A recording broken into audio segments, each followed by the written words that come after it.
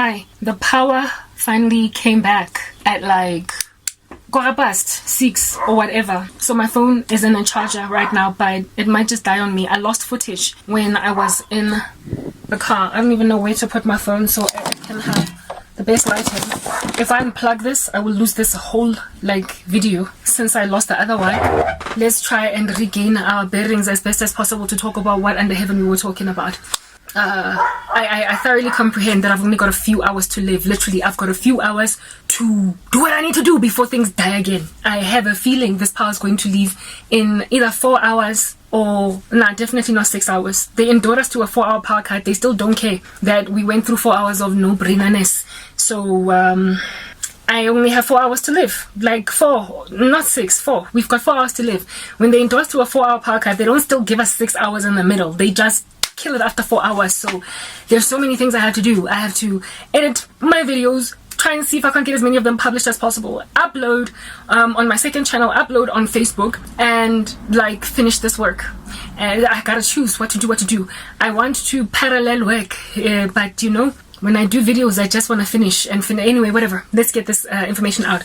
The last video where I got cut off, I was speaking about why it is that it is relevant into the discussion about South Africa, what happened with Isaiah Robin, that American Christian dude who was brought down for not commenting against COVID, not commenting against the LGBTQIA agenda, not commenting against the government or the World Economic Forum, but he was commenting against Beyonce, and he got banned on YouTube for a week for doing that.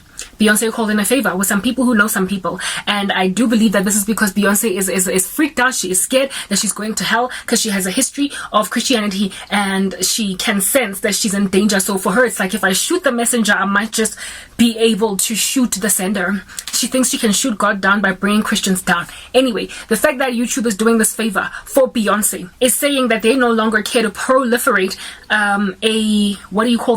political agenda, but they are happy to proliferate the agenda of anyone who has enough money. Now, the United States has been up to this point. We don't know how much time they have left, how much juice they have in their proverbial jar, or whatever. We don't know how much time the United States has got left, but it was given glory, much glory, lots of it, and power by the Most High for being pious.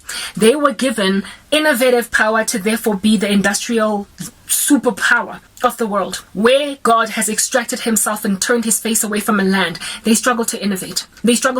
And so things there just kind of stagnate. So the US is the big fat chunky powerhouse that it is because God gave them creativity to be number one, because they were proliferating the gospel. They're still by far the largest exporter of the gospel in the world. To this day, their information is by far, in accordance to what I see anyway, about Jesus, about their ability to interpret the scriptures, to unravel them, to help us all understand what's going on therein. They're still by far the best teachers in the world, according to me. Largely, most of the people that I follow on my social media that are Christian are from the US. They've got information power. That's what's good. They also have some of the most learned and voracious, studious Berean Christians. So they make for a really great environment to learn from. I was raised theologically by the American church. As a Christian, I will put that out there. So when you're that girl or when you're that guy, God is going to bless you because you're doing his job on the earth. You are proliferating his agenda. But when you start to become the girl and the guy that is preventing the gospel from being heard even by other girls and guys in other cities, in other schools, in other regions, the Lord is just going to very flatly dark age you and cause you to not innovate and replace you because you're not doing his job. So if the Lord, the job that he sent you to do and that he blessed you to do, if the Lord does not come and grab the church in the rapture, the Lord will do this thing. He will do one of two things: rapture the church to handle the insanity of the global agenda, or if he's still doing a work everywhere else, but he's judging one region, he will extract his favor from that region, from the region that is turning his face away from him, and put power where it is that they are honoring him. I got cut because there is no power, so I need to refind my bearings. Like I said, the United States of America has been greatly innovative. Most of the social media platforms that are powerful on earth are from there. Google, subset of it. YouTube, American. Facebook, American. Instagram, American. Only mega social media platform that's like a chunky powerhouse that's not from the US is TikTok, which is from China. So God has basically said, you're going to be my exporters of the gospel.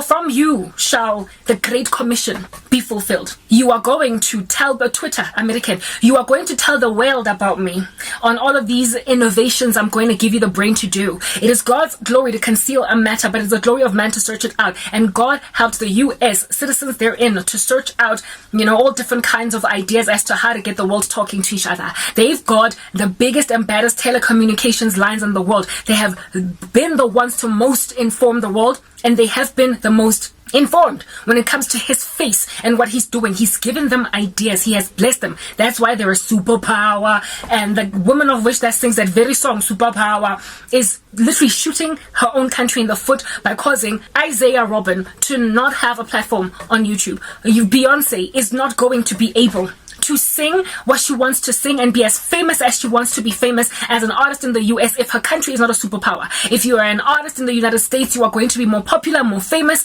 as such than anywhere else in the world.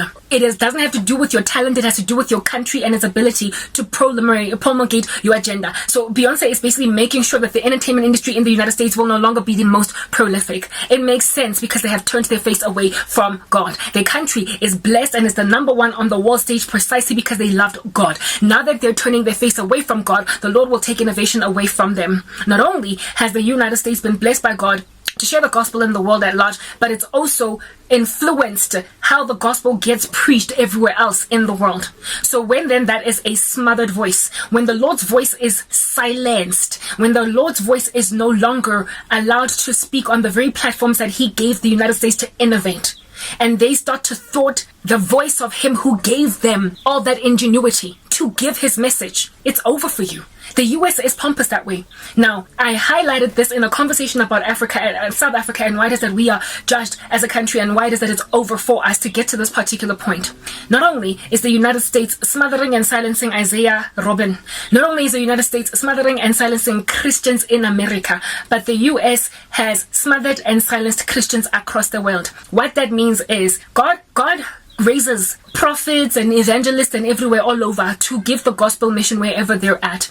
There are nuances across different cultures that make us different, South Africans, I know their nuances, I understand their culture, and I know their languages. They understand my mannerisms and all that jazz.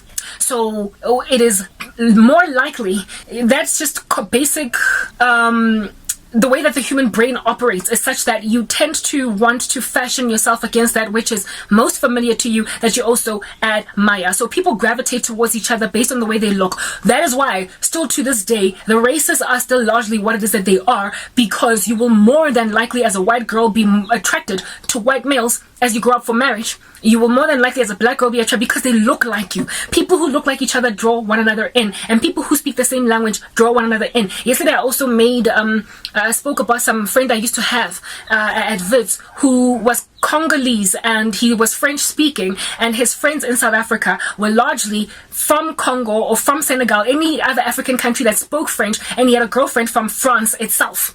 And this is because they were drawn to each other by the language. So if you can speak the language, if you have the mannerisms, if you understand their jokes, their various nuances, you are more likely to be able to reach them. God gets all such things in the complexities of the human race. So when he raises prophets, priests, evangelists in countries, he is doing it literally knowing and understanding that God was going to have a way about doing the gospel that's going to resonate with South Africans in a way that is also not going to resonate so much with Americans or with people in Jamaica or whatever, because I come from South Africa. Yes, people from Jamaica and the US can still love my content, but South Africans will be most likely able to relate with me because I come from where it is that they come from. So therefore, if you're busy thwarting Christian witness across the world because of what you imagine is too taboo for them to speak, you are basically snuffing out prophets from countries to raise their voices in those lands in a way that people in those lands are going to be able to resonate with. People in those lands will indeed be able to listen, thanks to globalization, to the voices of other people from across the world.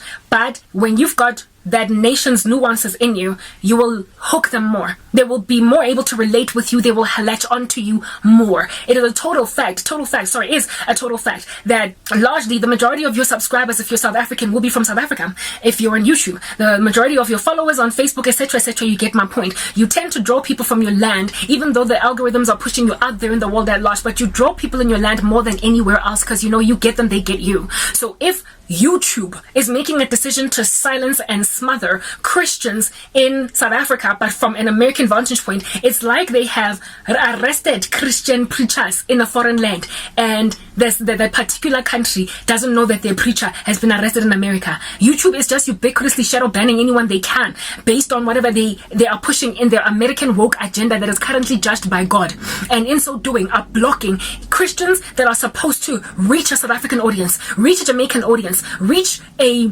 Tibetan audience, whatever, with the gospel, wherever it is that YouTube is at, and they are smothering them based on an Americanly biased agenda, on a woke agenda, and on Beyonce being like, I don't like this girl. Beyonce, of which is in the US, which is currently enduring judgment. So when you not only shoot your own country in the foot, but you're deliberately blocking the mouths of prophets for other countries, you're at the end of yourself. God is gonna snuff you out, slap you out the way. Next part.